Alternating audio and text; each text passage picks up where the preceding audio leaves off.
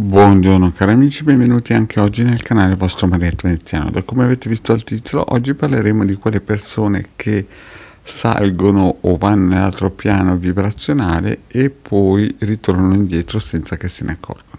Però prima di fare questo, il vostro Marietto vi chiede di iscrivervi al canale YouTube di The Garda, al canale YouTube del vostro Marietto Veneziano, di venirci a trovare nei nostri gloriosi gruppi Facebook e anche in Telegram, dove alle 20:30 lunedì sera il Legale Marietto Veneziano e coadiuvati da Milas tengono un percorso esoterico gratuito. Eventualmente i link li trovate qui sotto in descrizione. Se volete fare anche un super like o un commento, il vostro Marietto è sempre ben contento. Bene, vediamo un po' cosa capita ad alcune persone di notte mentre dormono. Però prendo un po' il discorso alla distanza. Qualche anno fa avevamo messo il Legale Marietto Veneziano una serie TV in cui si vedeva una scena, l'avevamo messo in un gruppo mistero, chiaramente questa serie TV, in cui si vedeva la scena di un cowboy, no? Che col suo cavallo passeggiava vicino alla chiesa e vicino a questa chiesa c'era un camposanto con delle croci. Ma la cosa che stupiva era che queste croci avevano una campanella con un filo collegato al terreno, cioè praticamente questo signore col suo cavallo passeggiava vicino a questa chiesa e il vento faceva tintellare o suonare queste campanelline, no? E uno che non sa certe cose potrebbe insospettirsi, chiedere ma cosa ci mettono queste campanelle attaccate alla croce e collegate a un filo che entra nella terra dentro la tomba. Anni fa raccontavo più o meno che il vostro Marietto alcune volte di notte o perché aveva fatto un infarto o perché era stato attaccato, ma si staccava dal corpo e andava in un altro piano vibrazionale. Lo raccontava una mia cliente e lei, un po' vergognosa, un po' timidamente, mi disse: sai, io avevo uno zio che faceva il becchino e ogni tanto gli toccava tirare via delle bare, no?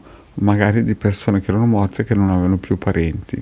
E capitava, e gli era capitato anche di aprire delle bare e praticamente nel coperchio, praticamente dentro, trovava dei graffi come se la persona che ufficialmente era morta si fosse svegliata sottoterra e avesse cercato di, come si suol dire, uscire. Purtroppo era sottoterra e la gente non se ne rendeva conto che in realtà non era morto ma era tornato indietro, no?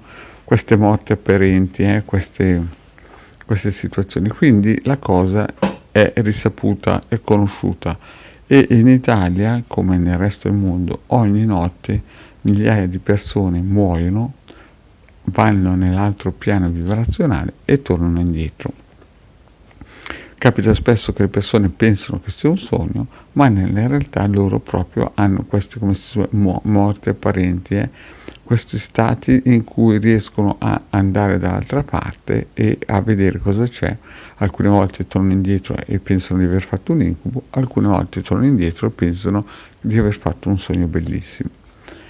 Ma perché vi dico questo? Perché è collegato al karma, cioè molte volte noi pensiamo che quando uno muore, ma se il suo karma è quello di avere ancora qualche giorno o qualche ora o qualche anno o qualche decennio di vita, non c'è nulla che lo possa fare morire.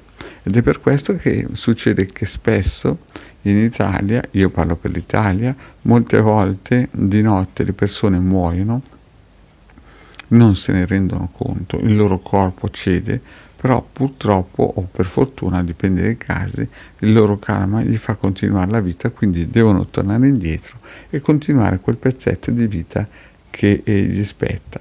Ma perché vi ho fatto questo discorso del karma e delle campanelline e di quella signora che mi raccontava che suo zio, essendo becchino, si era reso conto che le persone, come si suol dire, non tutte muoiono al primo colpo, anche se vengono seppellite? Perché in una domanda di una follower iscritta nel canale,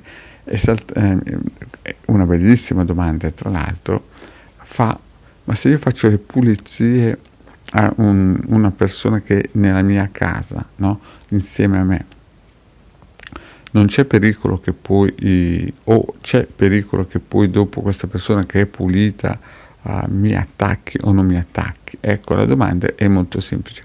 Voi nel vostro ambiente familiare potete fare a qualsiasi persona la pulizia, però se questa persona ha il karma che vi deve dar fastidio, no.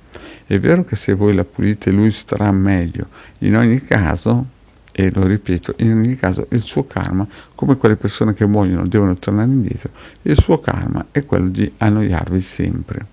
In più, se voi poi un indomani volete tagliare i ponti con questa persona che magari ha il karma di dovervi annoiare, è chiaro che se voi volete tagliare i ponti e questa qui è bella pimpante, sarà sempre più difficile poterla allontanare, perché ho avuto dei casi in cui anni prima alcuni congiunti hanno proprio messo sotto la croce cosmica e sotto alcune protezioni alcuni loro congiunti, dopo 3-4 anni praticamente il gioco si è rotto, la situazione è decaduta e queste persone non riuscivano più a staccarsi da questi congiunti che non erano certamente distinti di santo.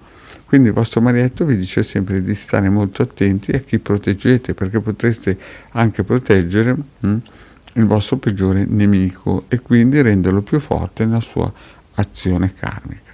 Bene cari amici, il vostro marietto ha finito qui, vi ringrazio di avermi ascoltato fino qui e vi chiedo, se non avete ancora fatto, di iscrivervi al canale YouTube di Hildegarda e del marietto veneziano e di venirci a trovare anche nei nostri gruppi Facebook. Grazie cari amici e alla prossima, ciao!